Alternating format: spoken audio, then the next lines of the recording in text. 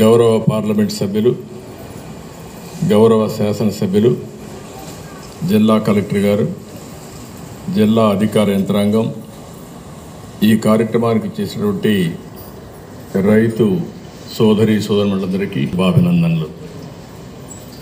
నిన్నటి వరకు 10 రోజులు ఏదైతే కృష్ణా నదిలో ఎప్పుడూ ఊహించినటువంటి వరద రావడం, అదే సమయంలో బుడమేరులో గడచిన ప్రభుత్వం చేసిన తప్పిదాల వల్ల విజయవాడ అతలాకుతలమయ్యే పరిస్థితి వచ్చింది. 11,90,000 క్యూసెక్స్ నీళ్ళని ప్రకాశం బ్యారేజీ నుంచి డిశ్చార్జ్ చేయడానికి డిజైన్ చేశారు. ఇది ఇప్పుడు చేసిన ప్రాజెక్టు కాదు. 1854లో చేస్తే 1894 వరకు బ్రిటిష్ వాళ్ళు కట్టినటుంటాయి. ఆ ఆనకట్టనే అక్వడెట్నే ఉపయోగించుకున్నాం. అది బాగా రిపేర్కి వస్తే ప్రకాశం పంతులు గారి ఆధ్వర్యంలో ఆ రోజు బ్యారేజ్ కట్టడం జరిగింది. దానికి కూడా దగ్గర 70 సంవత్సరాలు పైబడింది. అయితే ఇక్కడ మనం గుర్తుపెట్టుకోవాల్సింది, ఈ బ్యారేజ్ వచ్చిన తర్వాత పైన చాలా ప్రాజెక్టులు వచ్చాయి. నాగార్జున సాగర్ వచ్చింది, శ్రీశైలం వచ్చింది, ఇటీవల పులిచింతలు వచ్చింది, పైన జూరాలు వచ్చింది, ఆల్మట్టి వచ్చింది, ఇంకో పక్కన తుంగభద్ర వచ్చింది, అన్నీ వచ్చాయి. కానీ ఇన్ని ప్రాజెక్టులు వచ్చిన తర్వాత కూడా ఇంత పెద్ద ఎత్తున నీళ్లు వచ్చాయంటే ఈరోజు వాతావరణంలో వచ్చిన మార్పులే దీనికి కారణం. ఒక్క కృష్ణా జిల్లాలో దగ్గర 2 రోజుల్లో కోడూరు అనే మండలంలో 50 సెంటీమీటర్లు వర్షపాతం పడింది. అంటే సంవత్సరంలో ఎంత వర్షం పడుతుందో అంత వర్షం 2 రోజుల్లో పడింది. ఆ నీళ్ళని కిందికి పోవాల్సిన అవసరం ఉంది. అదే సమయంలో గడిచిన ప్రభుత్వం చేసిన తప్పిదాల వల్ల చాలా దుర్మార్గంగా ప్రవర్తించారు. బుడమేరుకు గండ్లు పడితే ఆ గండ్లు కూడా పోడ్చలేని పరిస్థితి.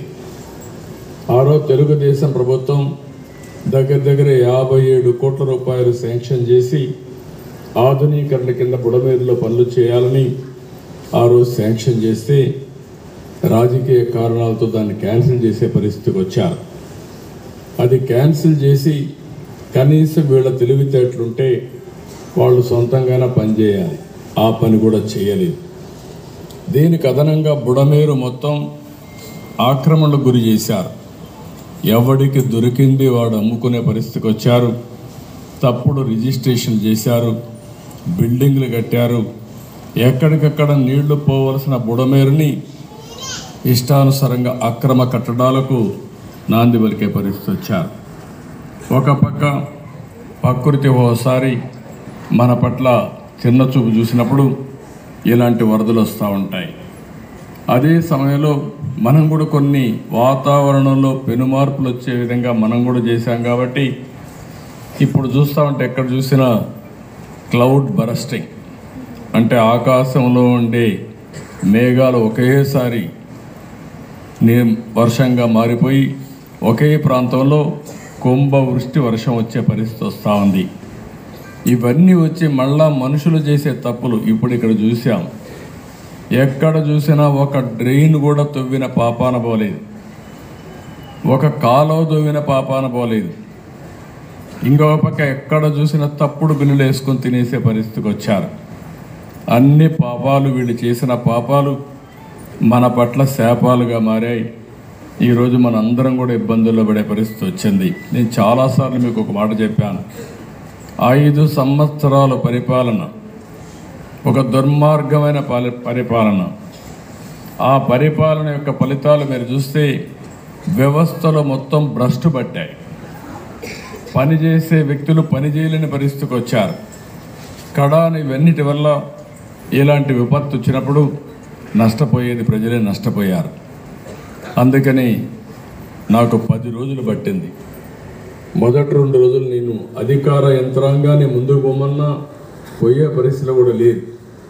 అక్కడి నుంచి నేను అక్కడే ఉండి కడాను మీరు ఒకసారి చూస్తే బుడమేరులో దగ్గర 5 రోజులు రామానాయుడు అక్కడే ఉండి గండ్లు కూర్చే పరిస్థితి వచ్చారు. ఆ గండ్లు కూర్చారు కాబట్టి విజయవాడకు వచ్చే నీళ్లు ఆగే పరిస్థితి వచ్చింది. 2 మార్గాలు. ఒకటి సిటీలో ఉండే నీరు బయట పంపించాలి, పైన వచ్చే నీరు ఆపాలి. పైన నీరు ఆపాలంటే గండ్లన్నీ పూడ్చాలి. గండ్లు పూడ్చాలంటే వాతావరణం సహకరించలేదు, వర్షాలు పడ్డాయి. ఆ గట్టంతా కూడా ఎక్కడికక్కడ దిగబడే పరిస్థితుంది. దాంట్లో మళ్ళా ఒక లారీయో ఒక ట్రాక్టరో తీసుకపోతే ఎవడో బ్రొక్లైన్ తీసుకపోతే అది కూడా కోరకపోయే పరిస్థితి వచ్చింది. అయినా ఎక్కడికక్కడ మళ్ళీ దాన్ని లాక్కుంటూ మళ్ళీ పెద్ద బోర్డర్లు తీసుకొచ్చి ఓసారి ప్రవాహానికి అడ్డుగా కట్టాలంటే మట్టేస్తే కొట్టుకొని పోతుంది, ఇసుకేస్తే కొట్టుకొని పోతుంది.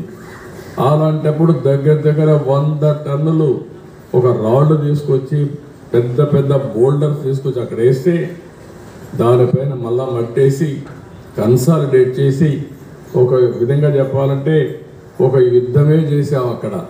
కడాన ఆర్మీ వాళ్ళు చెప్పారు మా వల్ల కూడా కావలేదు, మేము చాలా టెక్నాలజీ చూసాం కానీ ఇలాంటి టెక్నాలజీ మా దగ్గర లేదని వాళ్ళు చేతులు తెస్తే కాదని మన వాళ్ళు నిరూపించారు. దానికి మనస్ఫూర్తిగా ఇరిగేషన్ డిపార్ట్మెంట్ రామానాయుడు కూడా అభినందిస్తున్నాం. అది జరిగిన తర్వాత మీరు చూస్తే ఏ మాత్రం సిగ్గుపడకుండా ఒక రాజకీయ పార్టీ ఇంకా కూడా మాట్లాడే పరిస్థితికి వచ్చారు. ఇంకో పక్కన మీరు చూశారు ఒక్కొక్క బోటు 50 టన్నుల వెయిట్ ఉండే బోట్ని, అది కూడా ఏదైతే ఎవరైనా బోట్ ఉంటే ఆ బోట్ని జాగ్రత్తగా పెట్టుకుంటాం. అలాంటిది 3 తమకు చెప్పేది ఏంటంటే కొల్లేరు మొత్తం సరౌండింగ్ 901 కిలోమీటర్ పరిస్థితి. 1 నుంచి 10వ కాంటర్ వరకు 2,25,000 ఎకరాలతో విస్తరించి ఉంది. ఇది పూర్వం ఈ కొల్లేట్లోకి వచ్చి కాలువలన్నీ కలిసి 4 ఏర్లతో పాటుగా 67 కాలువలు వస్తున్నాయి సార్. ఉమ్మడి కృష్ణా పశ్చిమ గోదావరి జిల్లాల్లో ఒకరోజు వర్షం పడుతుంది సార్. కొల్లేరు ప్రాంతానికి వచ్చేది 1,20,000 క్యూసెక్లు అయితే దీని అంతటినీ కూడా భుజస్కంధాల మీద వేసుకుని ఒకే ఒక్క ఛానల్ ఉప్పుటేరు ఛానల్ సార్. అది 12,500 కెపాసిటీ 4 ఉండేది. ఇప్పుడు అది 6,000 క్యూసెక్లకి కొంచెంచుకుపోయింది. కాబట్టి దయవంచి తమకు దయచేసి చెప్పేది ఏంటంటే మేము 15 నుంచి 20 ఏళ్ళకి అభివృద్ధి చేసి పూర్వం మాకు తెలిసినప్పుడైతే 10 మాసాలు నీళ్లు ఉండి సార్ కొల్లేరులోను. ఇప్పుడు అది రివర్స్ అయ్యి 2 మాసాలు మాత్రమే ఉంటున్నాయి సార్.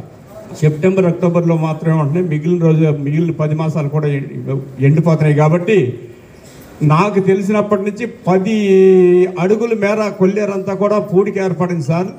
దయవుంచి ఉప్పుటేరుని అభివృద్ధి చేసి ఈ రెగ్యులేటర్ కట్టినట్లయితే మాత్రం గత వైభవాన్ని చూడగలుగుతాం. కాబట్టి ఈ అవకాశం ఇచ్చిన ముఖ్యమంత్రి గారికి నమస్కారాలతో తెలియజేసుకోండి.